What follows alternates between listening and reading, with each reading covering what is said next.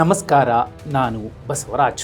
I will win back with more numbers and I will see that the Congress party government is formed again. ಸಿದ್ದರಾಮಯ್ಯನವ್ರನ್ನ ಎದುರು ನೋಡ್ತಾ ಇದ್ದಾರೆ. ತಾವು ಸಕ್ರಿಯವಾಗಿ ಭಾಗವಹಿಸಬೇಕು.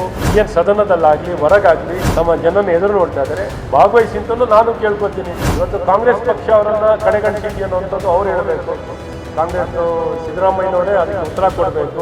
ಮಾಜಿ ಡಿ.ಸಿ.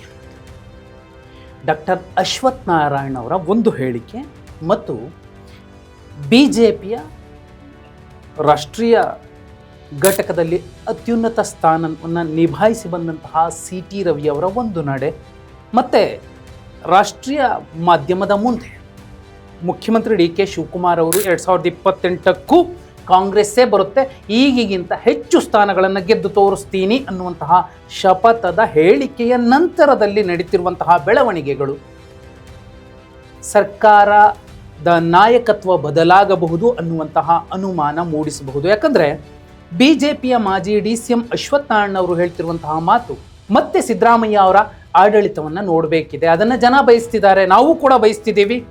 ಅವರ ಮಾರ್ಗದರ್ಶನ ಎಲ್ಲ ಪಕ್ಷದ ಶಾಸಕರಿಗೂ ಕೂಡ ಅತ್ಯಮೂಲ್ಯ ಮುಖ್ಯವಾದಂಥದ್ದು ಅನ್ನುವಂತಹ ಹೇಳಿಕೆಯ ಜೊತೆಯಲ್ಲಿ ಸಿ.ಟಿ. ರವಿ ಅವರ ಮತ್ತು ಸಿದ್ದರಾಮಯ್ಯ ಅವರ ಭೇಟಿ. ಯಾಕೆ ಸಿದ್ದರಾಮಯ್ಯ ಅವರನ್ನು ಸಿ.ಟಿ. ರವಿ ಅವರು ಸಿದ್ದರಾಮುಲ್ಲಾ ಖಾನ್ ಅಂತಲೇ ಕರೀತಿದ್ರು. ಆ ನಂತರದಲ್ಲಿ ಎದುರುಗಡೆ ಸಿಕ್ಕಿದಾಗ ಸಿದ್ದರಾಮಯ್ಯ ಅವರಿಗೆ ಕೊಡಬಹುದಾದ ಎಲ್ಲ ಗೌರವಗಳನ್ನು ಸಿ.ಟಿ. ರವಿ ಅವರು ಕೊಡ್ತಿದ್ರು. ಆದರೆ ಈಗ ಸಿ.ಟಿ. ರವಿ ಅವರೇ ಸಿದ್ದರಾಮಯ್ಯ ಅವರನ್ನು ಭೇಟಿ ಮಾಡಿ ಬಂದಿರುವ ನಡೆ ಇದೆಯಲ್ಲ, ಇದು ಬೇರೆ ಏನೋ ಒಂದು ಸಂದೇಶವನ್ನು ರವಾನಿಸ್ತಾ ಇದೆ.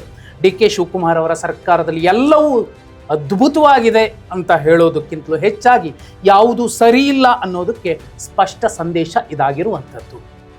ಇಬ್ಬರೂ ಹೇಳಿ ಕೇಳಿ RSS ಹಿನ್ನೆಲೆಯಿಂದ ಬಂದಂಥವು. ಅಮಿತ್ ಶಾ ಅವರಿಗೆ ಆಪ್ತರು. ಜೊತೆಯಲ್ಲಿ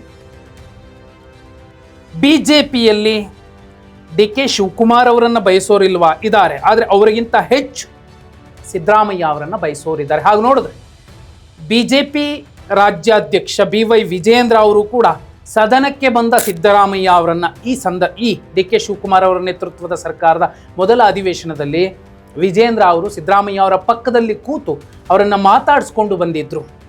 ಸುಮಾರು 15 ನಿಮಿಷಗಳ ಆ ಮಾತುಕತೆ ಕೂಡ ಸಾಕಷ್ಟು ಸಂಚಲನವನ್ನು ಸೃಷ್ಟಿಸಿತ್ತು. ಈಗ ಸಿ.ಟಿ. ರವಿ ಮತ್ತು ಸಿದ್ದರಾಮಯ್ಯ ಅವರ ಭೇಟಿ ಕೂಡ ಕುತೂಹಲ ಮತ್ತು ಸಂಚಲನವನ್ನು ಸೃಷ್ಟಿಸ್ತಾ ಇದ್ದಾರೆ. ಇದಿಷ್ಟೇ ಅಲ್ಲ, ಡಿ.ಕೆ. ಶಿವಕುಮಾರ್ ಅವರು ಹೇಳಿ ಕೇಳಿ ಒಕ್ಕಲಿಗ ಸಮಾಜದ ನಾಯಕ. ಆ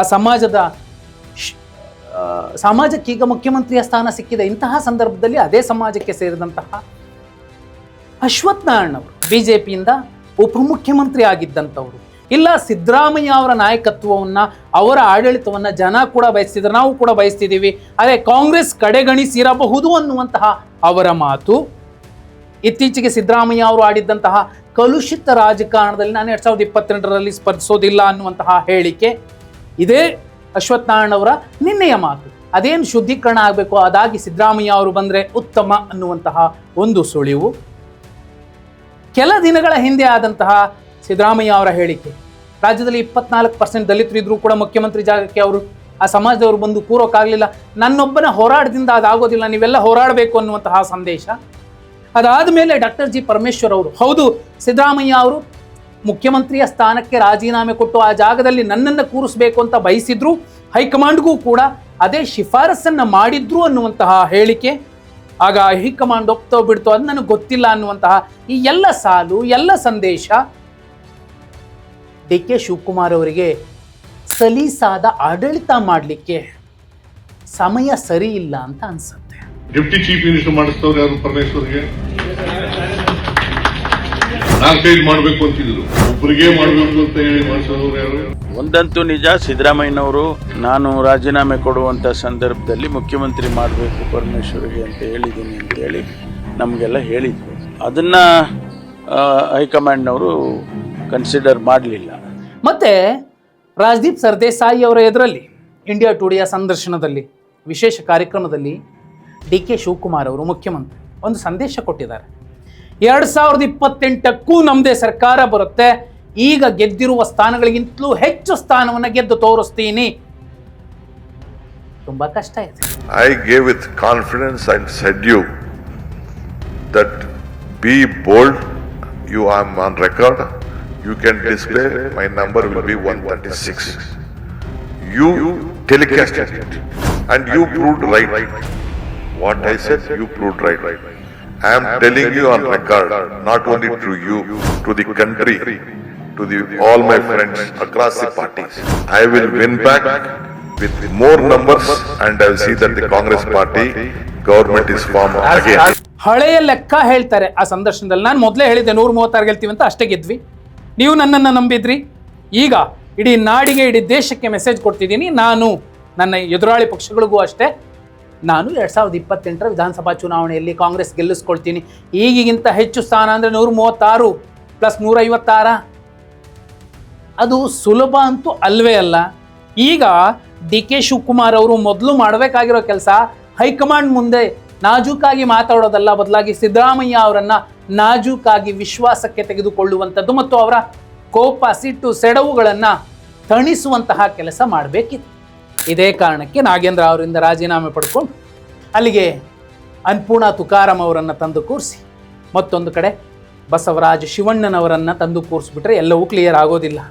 ಈಗಾಗಲೇ ಸಿದ್ದರಾಮಯ್ಯ ಅವರ ಮಹಾಮೌನದ ಮಧ್ಯೆ 2 ಹೊಸ ಬೇಡಿಕೆಗಳು ಹುಟ್ಕೊಂಡಿದ್ದಾವೆ. ಒಂದು, ಜಾತಿ ಗಣತಿಯ ಅನುಷ್ಠಾನ ಆಗಬೇಕು. 2ನೇದು, ದಲಿತರಿಗೆ ಇನ್ನೂ ಹೆಚ್ಚಿನ ಮೀಸಲಾತಿಯ ಅವಕಾಶಗಳನ್ನು ಮತ್ತು ಆ ಸಮಾಜಕ್ಕೆ ಹೆಚ್ಚಿನ ರಾಜಕೀಯ ಪ್ರಾತಿನಿಧ್ಯವನ್ನು ಸಾಮಾಜಿಕ ನ್ಯಾಯದ ತತ್ವದ ಅಡಿಯಲ್ಲಿ ಹಂಚುವಂತಹ ಕೆಲಸ ಆಗಬೇಕು ಅನ್ನುವಂತಹ ಮಾತೇನಿದೆ. ಗಾಂಧಿ ಭವನದಲ್ಲಿ ನಡೆದಂತಹ ಮೀಸಲಾತಿ ಬಗೆಗಿನ ವಿಚಾರ ಸಂಕಿರಣದಲ್ಲಿ ಸಿದ್ದರಾಮಯ್ಯ ಅವರು ಆಡಿರೋ ಮಾತು, ಎರಡೂ ಕೂಡ ದೊಡ್ಡ ಬೇಡಿಕೆಗಳು. ಆ ದೊಡ್ಡ ಬೇಡಿಕೆಗಳಿಗೆ ಒಂದು ಜಾತಿ ಗಣತಿಯ ಅನುಷ್ಠಾನಕ್ಕೆ ಕೈ ಇಟ್ಟರೂ ಕೂಡ DK ಶಿವಕುಮಾರ್ ಅವರಿಗೆ ಹೆಜ್ಜೇನು ಮುತ್ತುಕೊಳ್ಳುತ್ತೆ, ಸುಲಭದ ಮಾತಲ್ಲ. ಆದರೆ BJPಯಂತಹ BJPಗರು ಸಿದ್ದರಾಮಯ್ಯ ಅವರ ಆಡಳಿತ ಮತ್ತೆ ಬೇಕು ಅಂತ ಬಯಸ್ತಿದ್ದಾರೆ ಅನ್ನೋದಾದರೆ ಅವರು ಸಕ್ರಿಯವಾಗಿ ನಮಗೆಲ್ಲ ಮಾರ್ಗದರ್ಶನ ಮಾಡಬೇಕು ಹಿರಿಯರಾಗಿ. ಅದು ನೋಡಿ, BJP ಸೈದ್ಧಾಂತಿಕವಾಗಿ ಸಿದ್ದರಾಮಯ್ಯ ಅವರನ್ನು ವಿರೋಧಿಸಿದ್ರು ಕೂಡ ಇಂತಹ ಹೇಳಿಕೆಗಳನ್ನು ಅಣತಿ ಇಲ್ಲದೆ ಆಡಿರೋದಕ್ಕೆ ಸಾಧ್ಯ ಇಲ್ಲ. ಹೇಳಿ ಕೇಳಿ BJP ಶಿಸ್ತಿನ ಪಕ್ಷ. ಯಾವ ಲೆಕ್ಕಾಚಾರದಲ್ಲಿ ಈ ಎಲ್ಲ ಬೆಳವಣಿಗೆಗಳಾಗ್ತಿರಬಹುದು? DK ಶಿವಕುಮಾರ್ ಅವರನ್ನು ಕಟ್ಟಿ ಹಾಕುವಂತಹ ಪ್ರಯತ್ನವೋ ಅಥವಾ ಸಿದ್ದರಾಮಯ್ಯ ಅವರ ಬೆನ್ನಿಗೆ ಇರುವಂತಹ ಬಹುದೊಡ್ಡ ಮತವರ್ಗವನ್ನು ತಮ್ಮತ್ತ ಸೆಳೀಲಿಕ್ಕೆ BJP ಈ ಒಂದು ಹೊಸ ಅಸ್ತ್ರವನ್ನು, ಸಿದ್ದರಾಮಯ್ಯ ಅವರಿಗೆ ಅನ್ಯಾಯ ಮಾಡಿಬಿಡ್ತು ಕಾಂಗ್ರೆಸ್ ಹೈಕಮಾಂಡ್ ಅನ್ನುವಂತಹ ಅಸ್ತ್ರವನ್ನು ಬಳಸ್ತಿದೆಯಾ? ಕಮೆಂಟ್ ಮಾಡಿ.